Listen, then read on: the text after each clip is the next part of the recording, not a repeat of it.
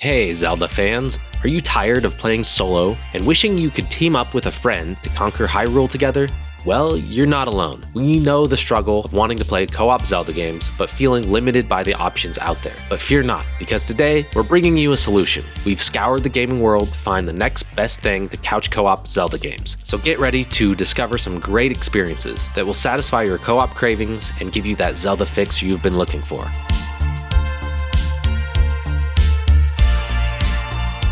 Rogue Heroes is a multiplayer RPG that closely resembles A Link to the Past. The game offers a unique experience where each player starts as a hero, but can later choose to specialize in different classes, with unique skill sets and stats. The game also has some roguelike elements that may not appeal to all players, but they are implemented in a fun and engaging way. Instead of leveling up through experience, players gather gems to purchase upgrades that help them progress through the procedurally generated dungeons. Each dungeon provides a seemingly endless supply of gems to use for upgrades. This innovative feature allows players to get farther with each attempt, even after frequent deaths. One of the most unique aspects of Rogue Heroes is the adaptive puzzles. The game adjusts the puzzles to the number of players, creating different environments that require varying levels of teamwork. This feature makes the game a great choice for multiplayer gameplay with friends. The game's engaging storyline, well-designed dungeons, and innovative gameplay mechanics make it an addictive and satisfying experience from start to finish. The game also offers a great sense of progression as players upgrade their characters and become increasingly more powerful, culminating in an exhilarating boss battle. For these reasons, Rogue Heroes is one of the best Zelda-like games on the market. Hyper Light Drifter is a visually stunning game with a minimalist art style that creates vibrant landscapes and hyper-stylized pixel animations. The game follows the journey of the Drifter, a silent protagonist armed with a lightsaber-style sword. As he explores decaying ruins and a world covered in the remnants of war, the Drifter is suffering from a terminal illness, which adds a poignant layer to the story. The game's gameplay is reminiscent of old-school Zelda or Diablo games. Additionally, the co-op feature of the game involves a clone of the main character, but the second player is only there to fight and cannot interact with the environment or partake in puzzles. While this is disappointing, the gameplay is still enjoyable as a duo. One of the game's most outstanding features is its dynamic soundtrack, which blends cinematic scores with electronic beats, creating a perfect mood for the story. The game's story is told without any dialogue, with everything expressed through images, making it a perfect example of show, don't tell. The player unravels the secrets during gameplay and is left to draw their conclusions, adding to the immersive experience. The lead designer of the game, Alex Preston, has expressed his lifelong struggle with congenital heart disease, and the game is clearly used as a metaphor to express some of his feelings of coping with the illness. Chicory is a one-of-a-kind game that combines art therapy and adventure. Although it shares some similarities with games like Zelda, it stands out in its emphasis on painting and creativity. Players have the ability to fill in the colorless world using their own imagination, resulting in a visually stunning and unique world. Additionally, while co-op gameplay is not the central focus, it still offers a fun and an engaging experience that encourages teamwork and collaboration. One of the most satisfying aspects of Chicory is the ability to revisit previous areas and see past artwork. This feature provides a unique way of tracking progress through the game. Moreover, the game also addresses important topics such as mental health, depression, and self-worth. This game has a lot of depth, so if you're looking for a Zelda clone that's maybe a little bit different, definitely try Chicory. Released in 1990, Rolan's Curse is the oldest game to appear on this list. It's a solid action-adventure game for Game Boy and draws clear inspiration from the first Legend of Zelda. The game has link cable support for 2 players to play cooperatively. This is a great use of the handheld as you aren't stuck to one screen. You can either separate and explore the world on your own or stick together to team up against enemies. You're able to gather secondary weapons, health boosts, and strength upgrades, but unfortunately, at the end of each chapter, you lose all of this. So this removes the most satisfying part in most RPGs, which is leveling up your characters. The game is also far more linear than Zelda. Regardless, for a game that came out in 1990 on Game Boy, Rolan's Curse is quite a unique experience. There aren't a ton of co-op games for the original Game Boy, and the ones that do exist don't have a lot of depth. So, if you can get 2 Game Boys, 2 copies of Rolan's Curse, and a link cable, give it a shot.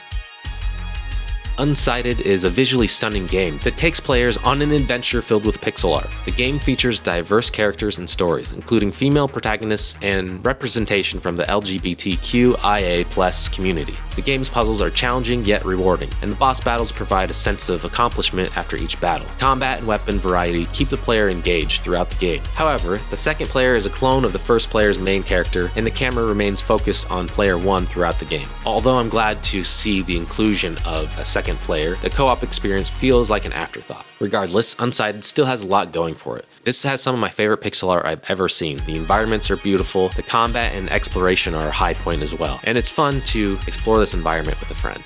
If you want to see us cover more couch co-op games, consider subscribing. From retro to modern, we are dedicated to finding all of the best local co-op games around. Now back to the video. Goof Troop is a classic co-op game by Capcom for the Super Nintendo that I grew up playing with my brother. It's kind of a simplified version of the early Zelda games. While not essential to play co-op, it's much more fun to work together. As a fan of the Zelda games, Goof Troop was the closest thing we could find to a co-op Zelda game at the time. It's simple, yet still requires figuring out what items go where and solving puzzles to progress through each level. Boss battles are memorable and can be challenging, with each boss having unique patterns that you need to learn to defeat. I first saw Goof Troop when I was around 6 years old at my cousin's house. I watched them play, but they gave up quickly because they couldn't figure out the first puzzle. It wasn't until years later that I got my own Super Nintendo and my brother and I got our hands on Goof Troop. Even though it only has 5 levels, it still took us a lot of effort to beat. We often got stuck on the puzzles, but that didn't stop us from playing it constantly. One of the unique features of Goof Troop is that Goofy and Max have different abilities. Goofy is stronger and deals more damage, while Max is faster. You can utilize each character's strengths in different situations. Overall, Goof Troop is a unique and fun co-op game that I still enjoy playing today.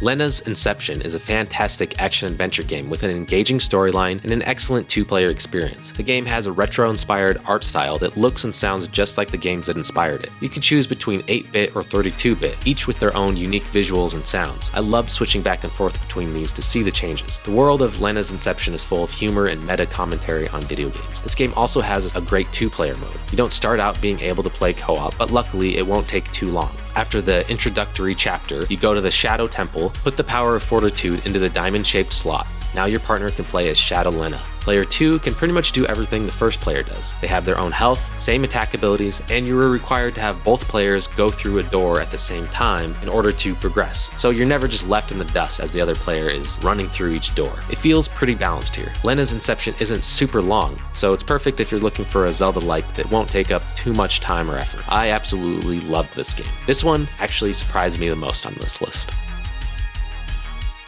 So most of the games we're covering today are inspired by the 2D Zelda games. I wanted to include some 3D co-op games as well, but there aren't many that I could find. Then I found Elements. It's a story-driven, open-world action RPG. This is the Zelda clone I've been waiting for. However, it hasn't been released yet, but it did just finish a successful Kickstarter campaign. So I can't speak to the quality yet, but it looks promising. I'm excited to finally have a 3D Zelda-like with couch co-op. The developer says he came up with the idea for Elements back in 2020 when he was playing Breath of the Wild with his kids. He wanted a game like that, but with co-op. That's the exact thought that I've had as well. I can't wait to explore this beautiful world with a partner. Swords of Ditto is an enjoyable co-op adventure that features charming cartoon visuals and cooperative gameplay at its core. Many of the dungeon puzzles require teamwork to complete, which makes for an engaging gameplay experience. Additionally, the game has a leveling system where defeating enemies makes your character stronger, with the ultimate goal being to defeat the boss Mormo. The game reminds players to reach level 4 before battling Mormo. Swords of Ditto does have some roguelike elements, and I've stated before in the past that I'm not the biggest fan of these. First, we have procedurally generated dungeons. I would love to just see some great level design, and the procedurally generated levels always end up being a little boring, but it's done pretty well here. There's also permadeath. Luckily, when you're out in the world just leveling up and grinding, you can die over and over and you can continue. The permadeath only exists in Mormo's Tower, so after spending all that time grinding and getting strong enough to get to the end boss, if you die, then you do have to start the game over. But fortunately, leveling up to level 4 is a relatively quick process. Overall, Swords of Ditto is an excellent Zelda-like with standout visuals and humorous storytelling. Legend of Oasis is a classic action-adventure game released for Sega Saturn in 1996. The game features a beautiful 2D art style with great sound design that immerses the player into the world. The soundtrack is done by Yuzo Koshiro, the guy who did the Streets of Rage soundtracks. It's very different music than that, but it's still done really well. You take on the role of a young hero, Leon, on a quest to save the world of Oasis from an evil sorcerer. It's a prequel to the Sega Genesis game Beyond Oasis. The gameplay mechanics are unique, allowing the player to interact with spirits called elementals elementals, who help Leon to defeat enemies, solve puzzles, and explore the vast world. The combat system is simple but effective, and the player can use a variety of weapons and magic spells to defeat enemies. One unique aspect of Legend of Oasis is the two-player mode, which can be accessed by inputting a cheat code during gameplay. Once activated, the second player can control a clone of Leon, allowing for cooperative play. I would have liked to see a unique character for player 2 rather than the clone, but since this is a hidden co-op mode, it's not official, I'll take what I can get. Although